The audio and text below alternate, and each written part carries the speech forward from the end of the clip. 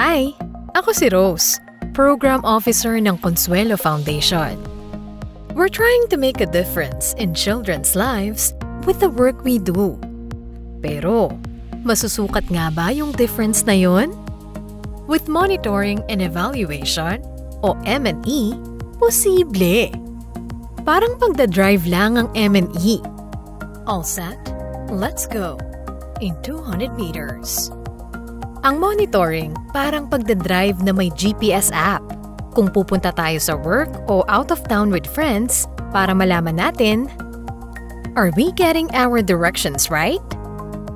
Nangyayari naman ang evaluation kapag binabalikan natin ang mga biyahe natin at tinitingnan ng data para i-check, are we really taking the most efficient routes possible para makarating sa work o lakad natin? Magandang practice ang M&E sa bawat organisasyon. Natutulungan tayo nito na makita kung umaandar ba ang programs at projects natin ayon sa plano.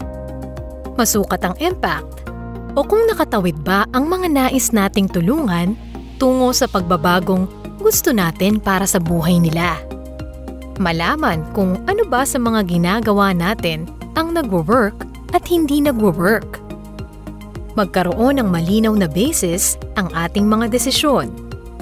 Maibahagi o makommunicate ang mga na-accomplish natin at a given time. At magkaroon ng advantage para sa funding opportunities.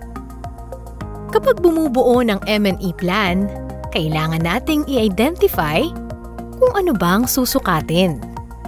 Paano at kailan ito susukatin at susuriin? At kanino ibabahagi? O sino-sino ba ang may kailangan? At saan gagamitin ang mga data at impormasyon na galing sa M&E natin? Pero, para mas maintindihan natin how M&E works, suriin natin what it measures. Programs. Ano-ano ang mga components ng isang programa? Ang bawat programa ay may tinatanaw na impact o long-term na pagbabago. Para malaman kung on track ba tayong ma-achieve ang impact na gusto natin, pwede nating sukatin ang medium-term na resulta nito o outcome. Outputs naman ng mga bagay o serbisyo na na-produce para ma-deliver ang outcomes na gusto nating ma-achieve. Meanwhile, ang activity naman ng mga bagay na isinasagawa natin gamit ang inputs o mga resources na inilalaan natin para makamit ang mga outcomes at impact na gusto natin ma-achieve. Mga programa ng Consuelo. Ganito kami magplano ngayon para sa programa namin. Halimbawa, sa Family Strengthening Program, pangarap ng Consuelo na lumaki ang bawat batang Pilipino sa isang matatag, ligtas at mapagmahal na pamilya. Para mangyari yon, kailangang alam ng mga magulang kung paano i-uphold ang karapatan ng mga anak nila. Bukod dito, kailangan nila ng maayos at stable na source of income para matugunan ang basic needs at basic rights ng mga bata. Kaya ng matuto at makapasok sa eskwela araw-araw.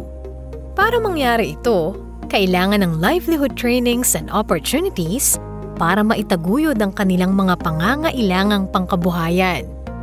Meanwhile, na-identify namin ang specific intervention sa pamamagitan ng needs assessment na ginagawa ng mga partner organizations na katuwang namin katulad ninyo. Ganito naman ang approach ng Consuelo pagdating sa M&E. Program level ang focus. Nakafocus sa pagtugon sa accountability. Participatory ang approach. Evaluation-led at may emphasis on usability at consistent sa results-based na M&E. Sa results-based na M&E, our focus shifts from what we do, input, activity, and output, to what we contribute to, outcome, and impact.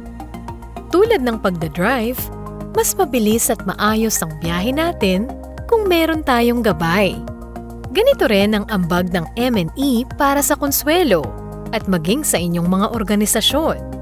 With strong M&E systems at hand, we can all make sure that our journey leads to the destination we set out from the start. All set? Let's go.